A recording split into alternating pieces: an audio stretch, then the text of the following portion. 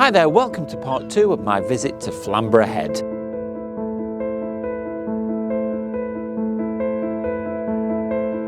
So I'm back at Flamborough Head for the sunrise shoot. It's 4 AM in the morning and I've been up since just after 3 o'clock to get here. I've sat in the car for a while waiting for the light to get a little bit brighter. I'm stood by a building at the moment, which is why I'm illuminated. The lighthouse is there in the background, still flashing away. But unfortunately, I'm not sure how spectacular this morning's going to be. There was supposed to be a 50% cloud cover. Now, that could have meant 50% of the sky was clear, but unfortunately, it seems a lot more cloud than was forecast. So there are some very slight breaks, but I don't know what the sunrise is going to be like. But the tide is different than when I visited last time, so it should make things a little bit different than I saw before. The sky is going to be more interesting because I think there will be more texture in it. So that's sometimes what it's like in landscape photography. You've got to make the best of what you're given, and I know that I'm really going to enjoy my photography.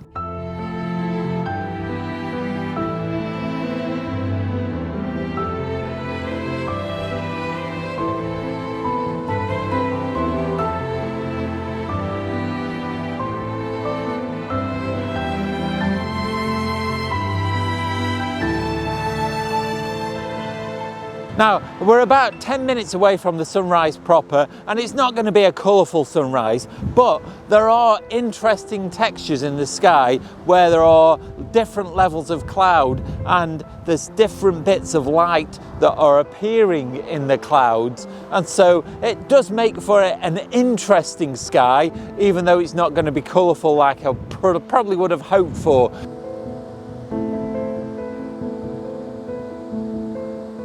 This is one of the different positions that I found looking towards the light. Now, to get everything in the frame that I wanted, I've put my wide angle lens on, and even that's still not wide enough. So what I've done is a panorama to get everything in, and then I'll stitch that together in the computer. The widest lens I've got with me is a 20mm prime, and even that is still not wide enough. But the panorama should still do the job.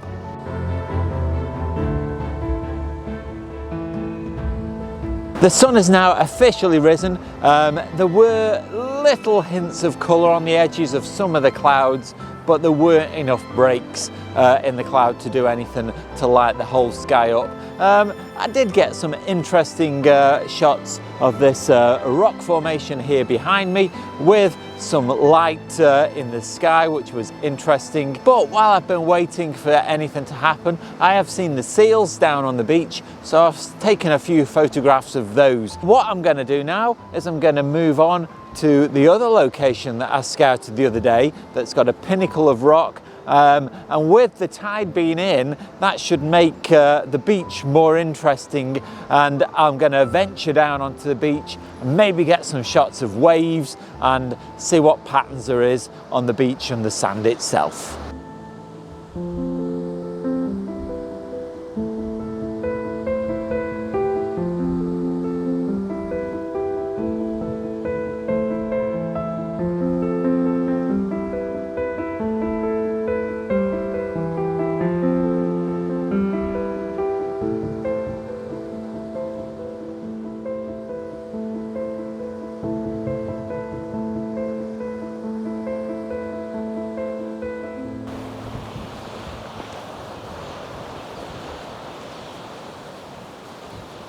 So I've had to turn back because the sky is really doing interesting things now. You can see the sun is about here and there's lots of rays coming through the breaks in the clouds that are really interesting and bringing the photograph to life.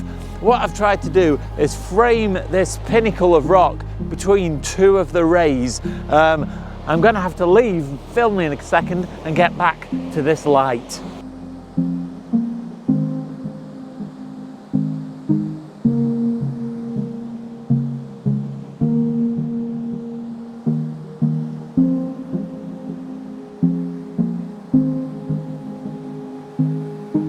that got really exciting then. What I thought would be a very dull sunrise really kicked off. I didn't get the colour, but I got some really interesting rays coming through the clouds. At one point I did have a bright idea of trying to get my graduated filters out, but then realised that I don't take care of them very well, and it's ages since I've got them out and they weren't in a very good state, so they were not actually helping the image because of all the marks that were on them. I did try a quick clean, but I think that I didn't clean them properly when I must have put them away, and I pretty much probably wrecked them. But I don't tend to use them anymore. I tend to do HDRs more than use the graduated filters.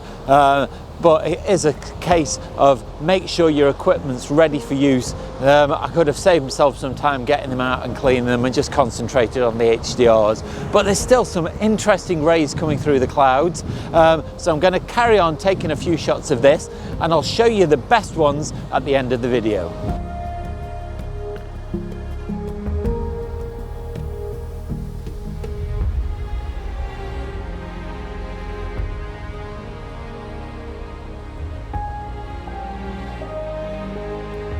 Even though these cliffs are not in full sun, the light that's coming from the side now is much more flattering than the dull flat light that I had the other night. Now this composition behind me is not very interesting, but when I get around the corner there'll be the stack and the beach, and hopefully that will prove quite good.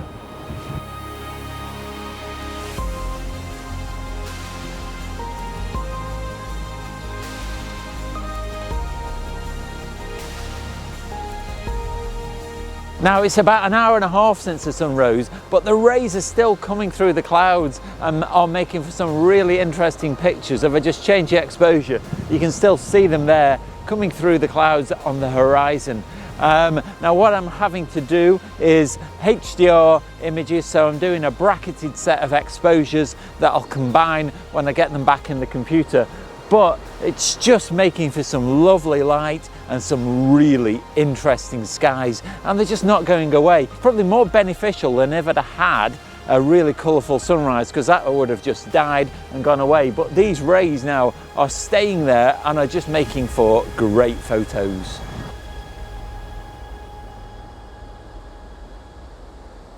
So what I'm going to do now is I'm going to go down onto the beach. There's not a lot of beach there. The tide has been going out for about 2 hours, but it's still not revealed a lot of beach. Certainly nowhere near as much as it was the other night when I came. But let's go down, have a look and see what we can see.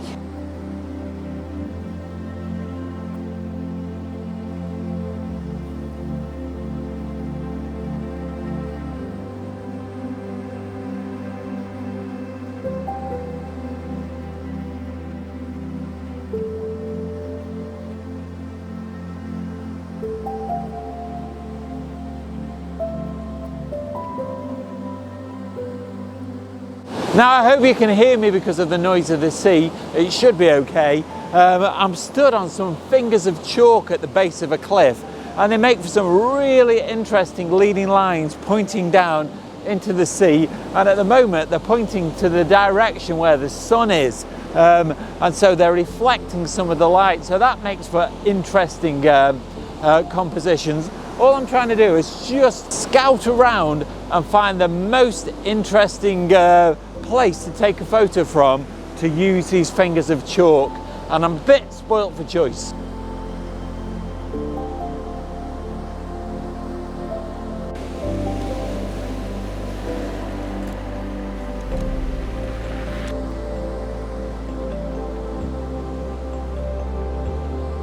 I'm really quite enjoying exploring where the beach meets the sea, and in just the time that I've been on the beach, the sea has gone out quite a long way, and it's left some interesting pools of water and exposed more of these fingers of chalk, and just finding natural patterns to just make a photograph is really enjoyable.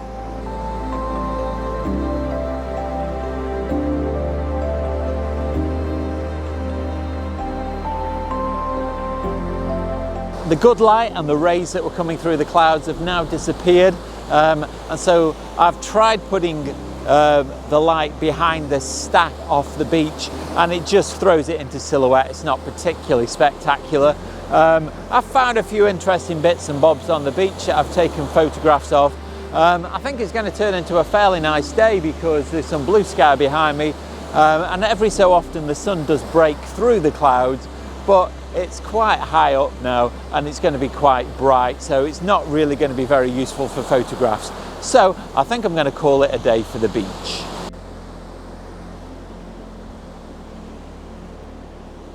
What I'll do now is I'll leave you with some of my favourite shots from the morning.